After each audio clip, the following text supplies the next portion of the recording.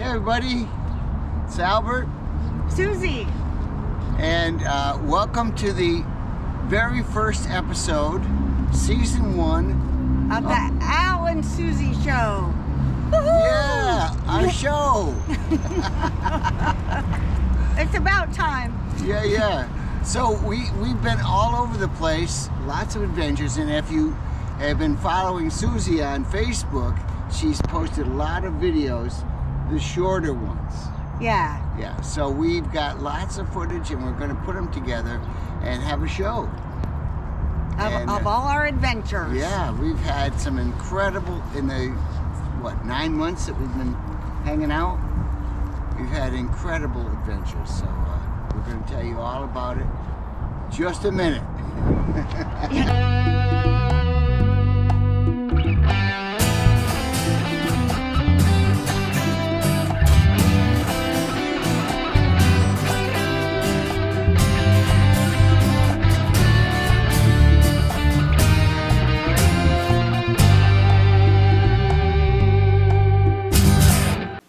Want to tell the people how we met?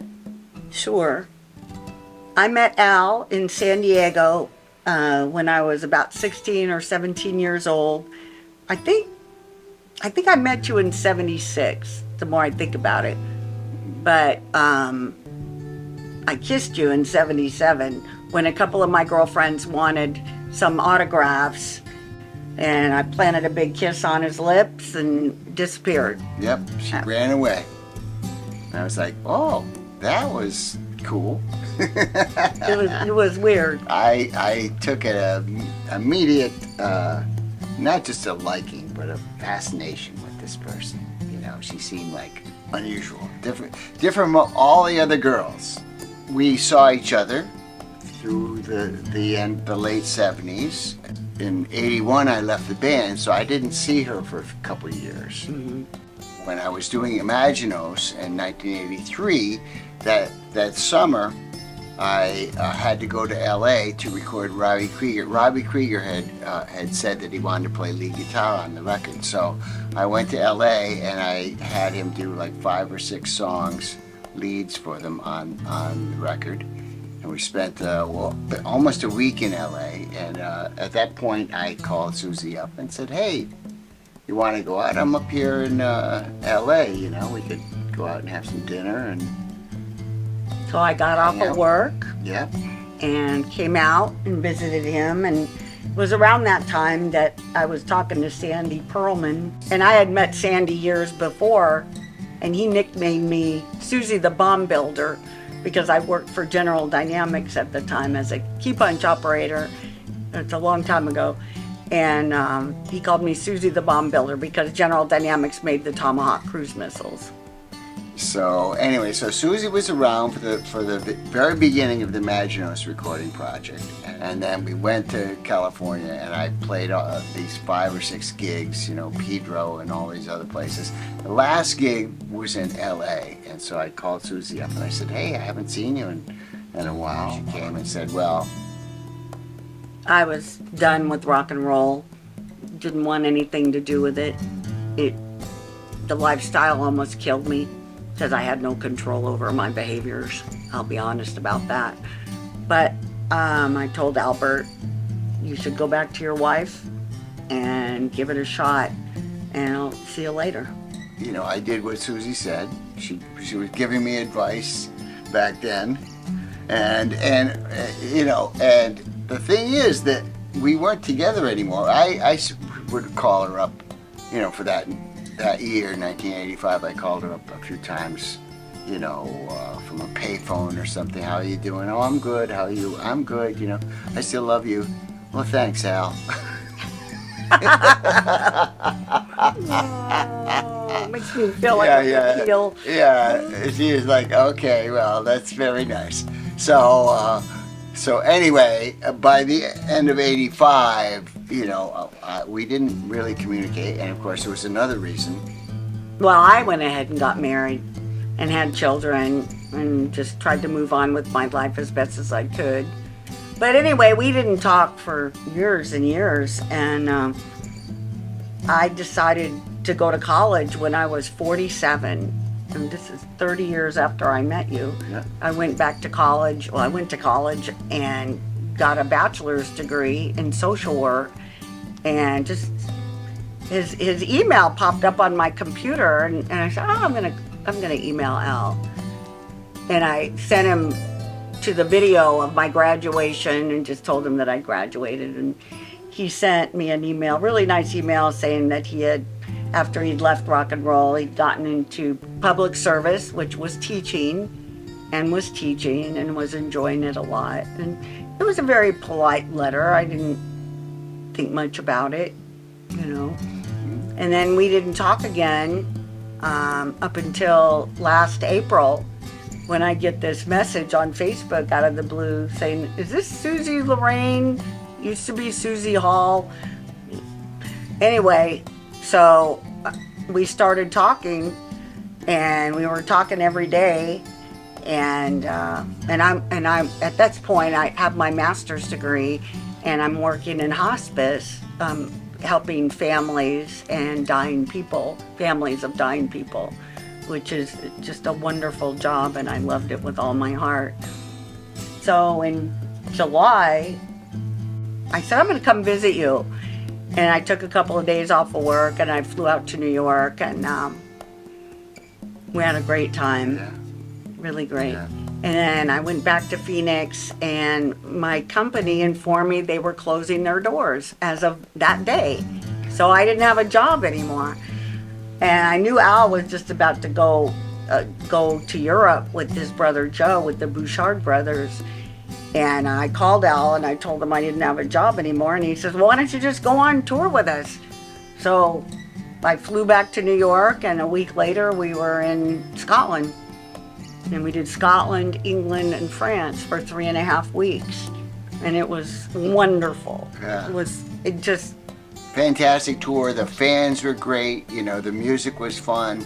I really enjoyed meeting all you fans out there. You guys made the trip very special. It was amazing. And it brought back everything that I loved about rock and roll. You know, I don't partake in the stuff that was killing me back in the day. And it's just a whole new universe to do music in a healthy way. Right. So in July, when she came for those 4 days, you know, and she was in the shower, she was taking a shower, and I heard her singing. I'm like, wow, your singing voice is really, you have a really sweet sounding singing voice. It's really quite touching. And she said, oh, well, I just like to sing in the shower and stuff, and just like that, you know. I've done karaoke a couple of times. Yeah, and and she's done some spoken word stuff. But so I said, well, you know, we had a day before we went. It was literally the day before we went to Europe, and I said, hey, I've got a song. I need some harmony on it. You want to help me? And she said, okay. She sang the song, and the harmony, it was a very simple harmony, very easy. But towards the end of the song, the chorus repeats over and over, and I kind of start jazzing it up, you know, and improvising, you know, and these kind of, I don't know what you call that kind of making a syllable into 5 notes or something. I started doing that stuff. And she starts singing the harmony exactly to it, without any discussion, without even hearing it before. She just sang right along with it. She read what I was doing, and she just imitated it in a harmony, though. So that's a whole different trick.